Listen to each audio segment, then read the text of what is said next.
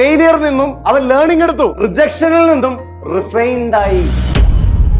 Professional is equal to a diamond. Professional എന്ന് പറയുന്നതും unprofessional എന്ന് പറയുന്നതും സാധാരണ മനുഷ്യനിൽ നിന്നുണ്ടായി വന്നതാണ്, ആണല്ലേ? ഡയമണ്ട് എന്ന് പറയുന്നതും കാർബൺ എന്ന് പറയുന്നതും രണ്ടും ഒന്നിൽ നിന്ന് ഉണ്ടായി വന്ന. വ്യത്യാസം സംഭവിച്ച എവിടെയാ? ഒരു പ്രൊഫഷണല് പ്രഷറിലൂടെ അവനൊരു ഷേപ്പ് ഉണ്ടാക്കി, അവന്റെ പരാജയങ്ങളിൽ നിന്നും അവൻ പഠിച്ചു, ഫെയിലിയറിൽ നിന്നും അവൻ ലേണിംഗ് എടുത്തു, റിജക്ഷനിൽ നിന്നും റിഫൈൻഡ് ആയി. അതായത് പല സ്ഥലങ്ങളിൽ പോകുമ്പോൾ റിജക്ട് ചെയ്യുമ്പോൾ അവൻ കൂടുതൽ തന്നിൽ മാറ്റം വരുത്തി ആ റിജക്ഷനെ കവർ ചെയ്യാനുള്ള പലതും പഠിച്ച് അവന് റിഫൈൻഡ് ആയി, മിടുക്കനായി മാറി. 3 കാര്യങ്ങൾ അവൻ ചെയ്തു. നമ്പർ 1 പ്രഷറിൽ നിന്നും ഷേപ്പ് ഉണ്ടാക്കി, നമ്പർ 2 ഫെയിലിയറിൽ നിന്നും ലേണിംഗ് എടുത്തു, നമ്പർ 3 റിജക്ഷനിൽ നിന്നും റിഫൈൻഡ് ആയി മാറി. ഇതേപോലെ തന്നെയാണ് ഈ കാർബൺ അവിടെ കിടന്ന് സമയമാകുന്ന അത്രയും സമയം അവിടെ കിടന്ന് അത്രയും ടെൻഷൻ അതിന്റെ അടുക്ക് അനുഭവിച്ച് ആ ചൂട് മുഴുവൻ സഹിച്ച് നല്ല തിളങ്ങുന്ന വജ്രമാകുന്ന പോലെ നമ്മളെന്ന മനുഷ്യൻ ഈ പ്രഷറിൽ കിടന്ന് പരാജയപ്പെട്ട് റിജക്ഷൻ ഫേസ് ചെയ്ത് മുന്നോട്ട് പോകുമ്പോ പ്രൊഫഷണലാണ്.